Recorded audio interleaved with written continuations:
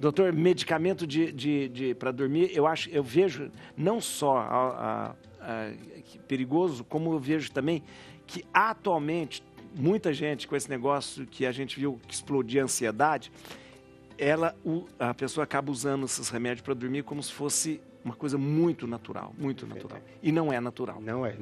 O que é que eu digo assim? É droga, né? Como é droga, tem os estudos. Então, eu sempre brinco com meus pacientes que são dois extremos. E quando você conhece a pessoa, você não sabe de que extremo ele é. Um que toma remédio para tudo e não acha que vai ficar doente, acha que o remédio vai ser a salvação para dormir, para tudo. E o outro que morre de medo e não quer tomar remédio. Então, eu digo, se existe uma droga, como os remédios para dormir, que são as mais vendidas do mundo, mais prescritas, ela tem uma funcionalidade. E você vai ser necessário, eu falo com os pacientes, eu prefiro você tomar um remédio para dormir, tá dormindo, do que você ficar sem dormir com transtorno de ansiedade, com depressão, com raciocínio lentificado, uma série de coisas. Só que tem que ser com orientação médica. Por quê? Esses remédios, por que eles são controlados? Porque eles têm risco de você criar dependência, é real, é químico, e além disso você tem o risco de ter tolerância, de cada vez precisar de uma dose maior. Então, eu falo com meus pacientes o seguinte, vai em alguém, né, vai no médico, que ele vai te orientar e ver, você precisa, você não precisa, né? E tem que entender que tem evidência científica, é vendido no mundo inteiro, então não precisa ter aquele terror, que a gente até falou uma vez, o terror da indústria farmacêutica, que eles estão fazendo para viciar, para isso e aquilo. Não, é estudado. A indústria farmacêutica realmente, ela quer dinheiro, ela quer quanto mais você usar melhor, e a sociedade tenta regular isso, né? Mas, no geral, quando a gente fala de estudo científico para esse remédio, eles são muito bem estudados. Às vezes viraliza fake news, né?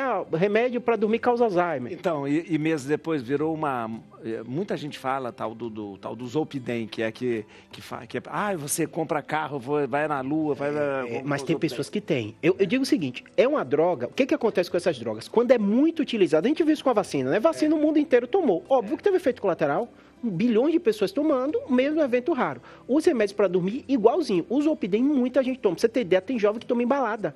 Para bater a onda e ficar segurando. Zolpidem? O Zolpidem. Meu Deus, você vai dormir lá, vai na balada para dormir. Mas assim... Fica doidão. Fica. Aí você toma... Não, Deus me livre. Não, mas é muito mais frequente. A mesma coisa acontece com Cialis, Viagra. A pessoa pega uma coisa que é estudada e começa a fazer o uso. O Zolpidem, eu digo o seguinte para os meus pacientes. Se você tiver uma reação, o médico vai trocar. Então, realmente, é um efeito colateral que pode ter de pessoas, às vezes, ter sonambulismo. Tem pessoas que realmente não lembram do que aconteceu. Você viu o Sidney Sampaio que está na Fazenda? Você assiste a Fazenda? Não assisto a Fazenda. Mas teve eu não assisto a Record. Eu não assisto a Record. Eu também não, mas ele se jogou da janela e ele estava sob efeito. Ele que falou. Eu lembro disso, eu lembro. Que era o Zolpidem. Não acontece. Ele falou Z é Zolpidem. Zolpidem. O pessoal não fala marca, aí a gente fica sem saber. Eu falo. Tem que falar. No YouTube eu falo. Porque eu falo todo paciente o seguinte, a droga vai fazer parte da nossa vida, não tem jeito, a gente vai adoecer.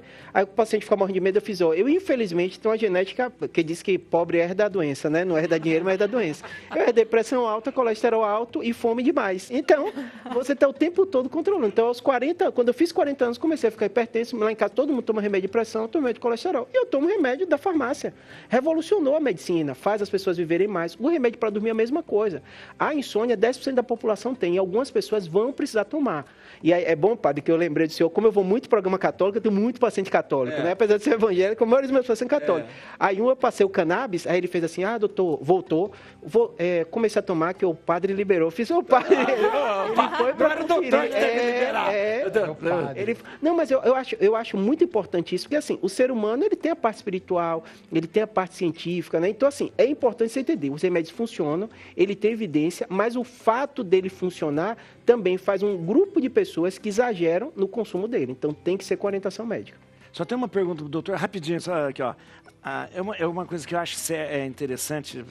Ela fala assim, eu entendi, eu custei para entender. Ela falou assim, batidas na cabeça emocionais pode causar tumor cerebral. É só para... Tem pessoas que às vezes têm algum problema, algum toque, algum transtorno e batem na cabeça, ou às vezes bate a cabeça na parede, ou bate, né? Esse raciocínio dela é perfeito, porque na medicina realmente tem muitos estudos que tentam relacionar traumas graves, porque tem fratura, tem lesão e aquele tecido pode. Hoje em dia a gente não consegue associar, dizer que o meningioma é causado por isso. A gente sabe que meningioma acontece mais em mulher porque o tumor tem receptor de hormônio feminino.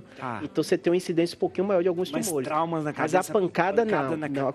Acontece às vezes do paciente ter fibrose, ter algumas outras alterações. Isso pancada na cabeça não vai dar tumor cerebral. Radiação, tem outros fatores fatores de risco, a gente sabe. O cigarro, que acaba aumenta o risco de